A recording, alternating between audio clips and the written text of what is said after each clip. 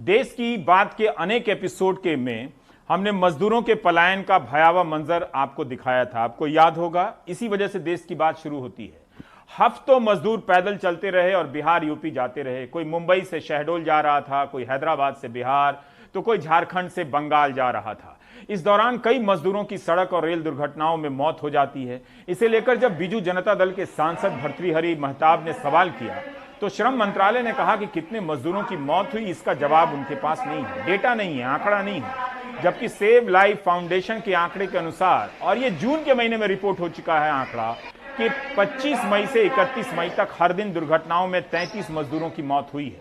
सरकार ने यह माना कि 1 करोड़ मजदूरों को पलायन करना पड़ा है, 1 करोड़, लेकिन उसके पास मरने वालों के डेटा नहीं है। जबकि कई राज्य सरकारों ने इन्हीं मजदूरों को मुआवजा देने का भी ऐलान किया है।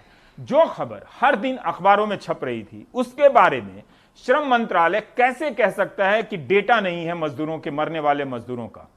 तब भी सोचिए, 1 करोड़ से अधिक मजदूरों को पलायन करना पड़ा था। यह सरकार का ही डेटा है।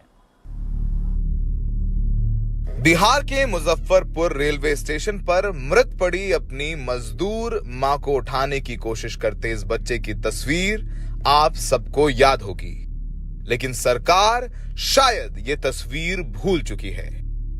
35 साल की अवरीना परवीन श्रमिक ट्रेन से सूरत से कटिहार जा रही थीं, मगर बीच रास्ते में ही भूख और गर्मी से ट्रेन में ही उन्होंने दम तोड़ दिया था। नहीं, कोई लाभ नहीं मिला। नीतीश कुमार कुछ दिया? कोई लाभ भी नहीं दिया, कोई जवाब भी, प्रयास नहीं, कुछ नहीं किया, उसका कोई मदद नहीं मिला। उसका बाद में ये टिंकू है, जलील का बेटा टिंकू, वैसे ही नहीं प्रयास पिंकू, पिंकू जलील साहब का बेटा, पिंकू, हाँ, वही ने प्रयास किया। लालू यादव का बेटा को वही ने 5 लाख रुपया दिया, बच्चे का नाम में फीस कर दिए। अच्छा। बैंक में 45 साल के कृष्णा साहू अपनी पत्नी के साथ साइकिल पर लखनऊ से 700 किलोमीटर दूर छत्तीसगढ़ के बेमात्रा अपने घर जाने के लिए निकले, लेकिन कुछ दूर चले ही थे कि एक तेज रफ्तार गाड़ी ने उन्हें टक्कर मार दी। पति पत्नी ने मौके पर ही दम तोड़ दिया। कृष्णा साहू के 2 छोटे बच्चों की देखभाल अब उनके भाई राम कुमार साहू कर रहे हैं, जो खुद बेहद गरीब हैं। उत्तर प्रदेश के औरैया जिले में लॉकडाउन के दौरान बेरोजगार और भूख से परेशान 24 प्रवासी मजदूरों की 2 ट्रकों से कुचलकर मौत हो गई थी। ये मजदूर ट्रक में बैठकर राजस्थान और दिल्ली से बिहार और झारखंड जा रहे थे। हादसा इतना दर्दनाक था कि प्रधानमंत्री मोदी ने भी ट्वीट किया था। मुझे याद है कि ये सड़क हादसा सुबह सुबह करीबन 3 बजे के आसपास हुआ था, यूपी के औरैया ज़िले में। ये जो प्रवासी मजदूर थे, ये दिल्ली और राजस्थान से 2 ट्रकों में बैठ के आ रहे थे, और एक ट्रक एक ढाबे पे रुका हुआ था, और दूसरा जो ट्रक था वो तीव्र गति से पीछे से आ रहा था और उसने इस ट्रक को टक्कर मारी। 24 मजदूर इसमें मरे थे। ये सारे मजदूर आगे झारखंड, बंगाल, ईस्टर्न यूपी और बिहार जा रहे थे, और कम से कम 30 लोग घायल हुए थे।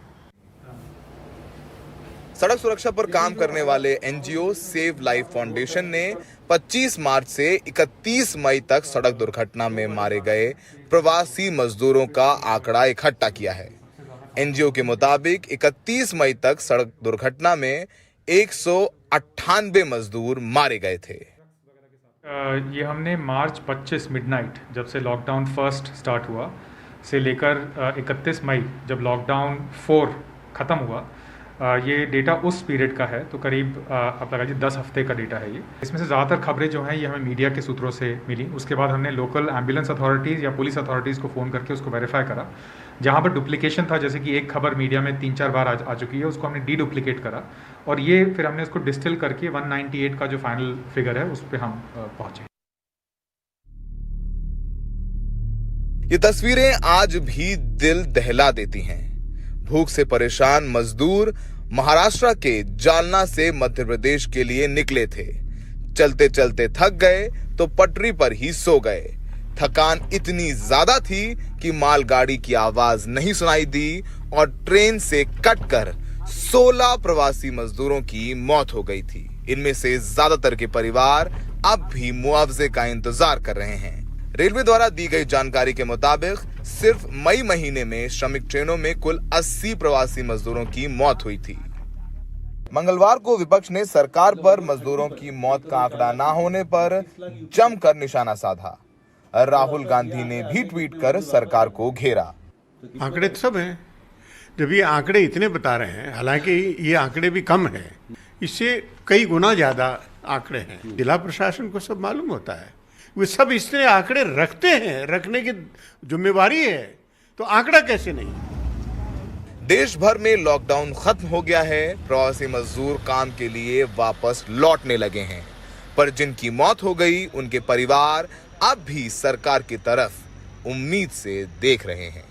जिन्हें हम और आप प्रवासी मजदूर कहते हैं, वो भी इस देश के नागरिक हैं, और ऐसे नागरिक जो कम साधनों में आपके हमारे सबसे जरूरी काम निपटाते हैं, जो महानगरों से चले किसी ने नहीं कहा लौट आओ। मैं उन दिनों इन्हीं सड़कों पर देखता था कि कैसे अपने गृहस्थी का बोझ लिए अपने कंधों पर वो अपने गांव लौट रहे थे। लेकिन अब सरकार को नहीं पता कि उनमें से कितने कभी वापस नहीं आएंगे, कितनों की मौत हो गई, लेकिन सरकार को नहीं पता क्या वाकई ये प्रवासी मजदूर सरकार के लिए देश के नागरिक हैं। बिहार में मनीष कुमार, उत्तर प्रदेश में आलोक पांडे के साथ नई दिल्ली से सौरभ शुक्ला, इंडिया। रेलवे ही कहती है कि 80 प्रवासी मजदूरों की यात्रा के दौरान मौत हुई है और श्रम मंत्रालय को आंकड़ा नहीं दिखता है, वो भी संसद को बताने के लिए। आपको हम मिलाना चाहते हैं निखिल और चांदनी से। आलोक पांडे गए थे मिलने के लिए। ये 2 बच्चे हैं जिनके माता पिता प्रमीला साहू और कृष्णा साहू साइकिल से लखनऊ से छत्तीसगढ़ जा रहे थे। सड़क दुर्घटना में दोनों की मौत हो गई थी। बच्चों का क्या हाल है देखिए, और आप श्रम मंत्रालय के अधिकारियों को भी दिखाइए। आपको याद होगा, मैं मई में भी आपसे आके मिला था, तब बच्चे को भी चोट लगी हुई थी, बच्ची को भी चोट लगी हुई थी। अब मैं देख रहा हूँ कि ये काफ़ी स्वस्थ लग रहे हैं, खुश लग रहे हैं।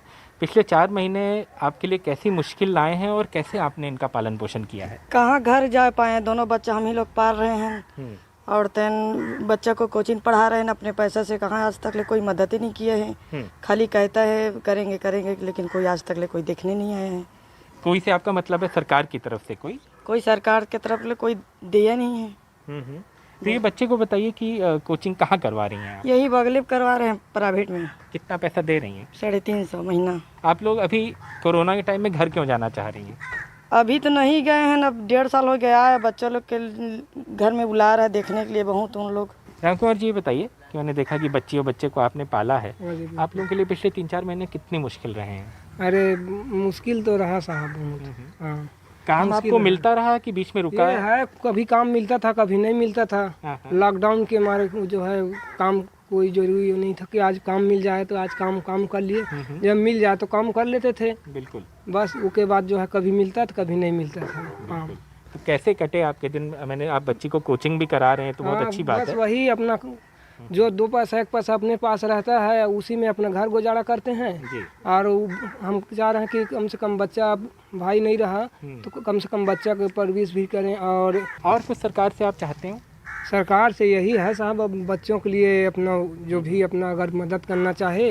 वैसे तो अपने यहाँ का सरकार जो है अपने छत्तीसगढ़ का माननीय भूपेश बघेल जी हैं, वो घोषणा किया है, लेकिन वो घोषणा अभी हम लोग को मिला नहीं है। बच्चा तो बहुत छोटा है अभी, लेकिन बच्ची तो 4 साल की हो गई है।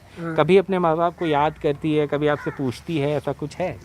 जिस समय आया था उस समय 1 हफ्ते 2 हफ्ते से परेशान किया कि मम्मी जाएंगे पापा जाएंगे, मम्मी जाएंगे पापा जाएंगे। और जब हम लोग का प्यार मिला, बढ़िया हम लोग प्यार दिया इन लोग को, तो तब से जो है उनके याद ही नहीं करता है। और कहता है कि हम अगर उनको फोटो भी दिखा देंगे, कहता है हमारे मम्मी पापा नहीं हैं, हमारे मम्मी पापा तो आप ही लो। आप आखिरी जवाब सुन पाए?